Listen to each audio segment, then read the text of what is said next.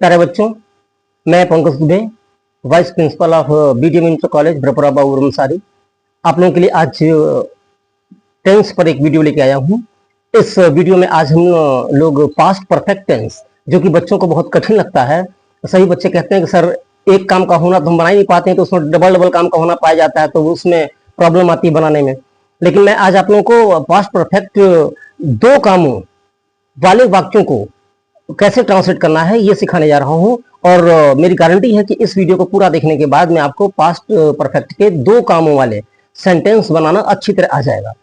तो आइए बिना वक्त बर्बाद किए हुए हम लोग मतलब टेंस बनाना सीखते हैं।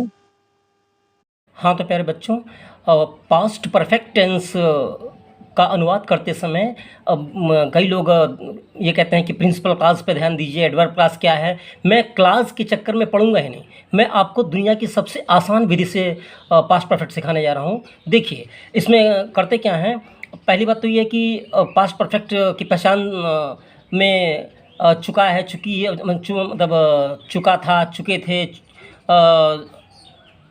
चुकी थी आदि वाक्य आते हैं, या गया, आया, पकाया, इस टाइप के भी सेंटेंस आते हैं। मतलब काम पास्ट टेंस का होगा और दूसरी बात वो पूर्ण हो चुका होगा, ये इसकी पहचान है।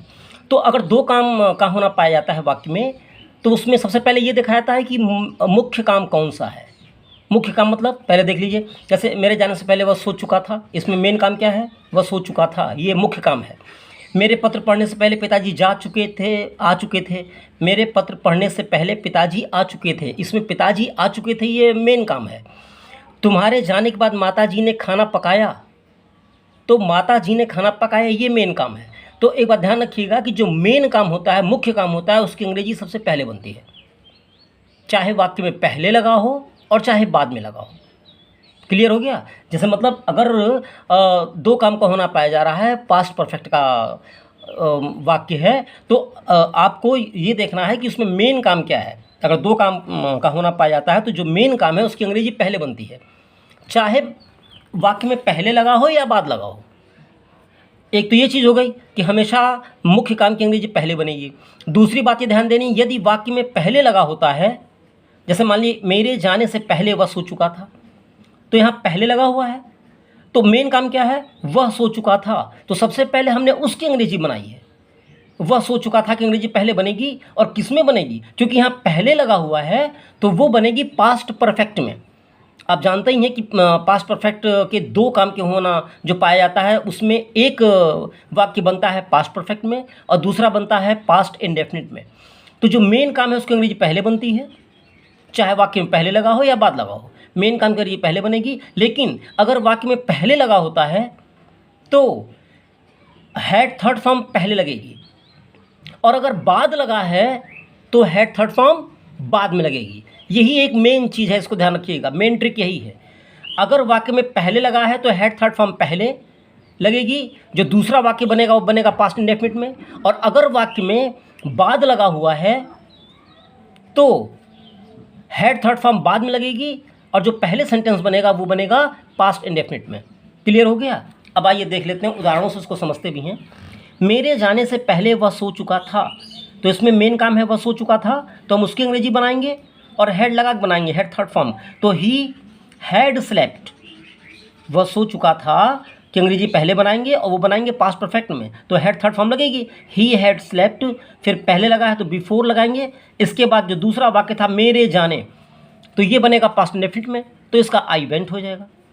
अब दूसरा सेंटेंस देखिए, मेरे पत्र पढ़ने से पहले पिताजी आ चुके थे, इसमें मेन काम है पिताजी आ चुके थे, इसकी अंग्रेजी सबसे पहले बनेगी, और क्योंकि इसमें पहले लगा हुआ है इसलिए हैड थर्ड फॉर्म भी पहले लगेगी।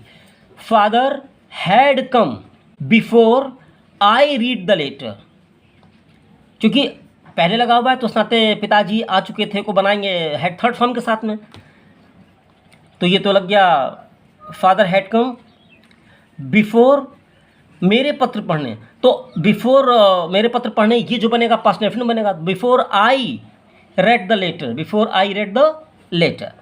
अब आ जाइए तीसरा, देखिए ये मैंने पहले से ही बना रखा है जिससे कि लिखने में टाइम वेस्ट ना हो, वीडियो बहुत लंबा अनावश्यक रूप से ना हो। समझाने में टाइम देंगे हम तो बेहतर रहेगा, आपको बेहतर समझ में आएगा।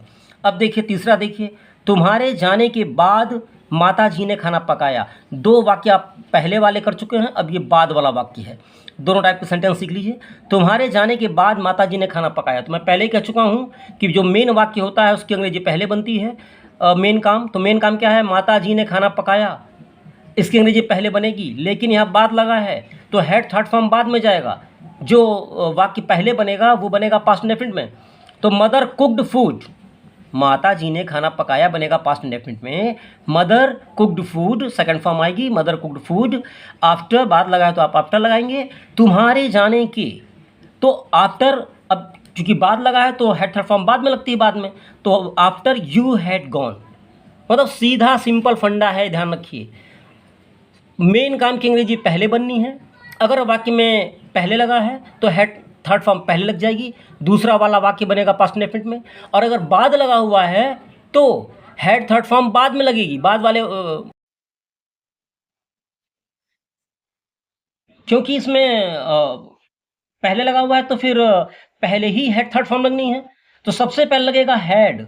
Had the police caught the thief, had the police caught the thief before he ran away।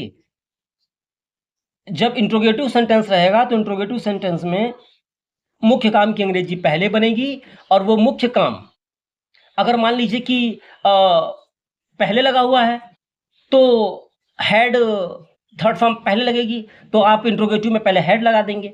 और अगर यही बाद लगा होता, इसमें अगर बाद लगा होता तो क्या करते आप, तो सबसे पहले आपको डिड लगाना पड़ता, क्योंकि आप अगर बाद लगा होता तो हेड थर्ड फॉर्म आप बाद में लगाते और पहले वाला वाक्य आप बनाते पास्ट इंडेफिनिट में। पास्ट इंडेफिनिट की सहायक क्रिया होती है डिड, तो आपको डिड पहले लगाना पड़ता।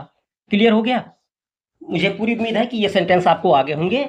बिल्कुल सिंपल फंडा है कि दो काम का अगर होना पाया जाता है, पास्ट परफेक्ट का टेंस है, तो मुख्य काम की अंग्रेजी पहले बननी है। अगर वाक्य में पहले लगा है तो हेड थर्ड फॉर्म पहले, बाद वाला सेंटेंस बनेगा पास्ट इंडेफिनिट में।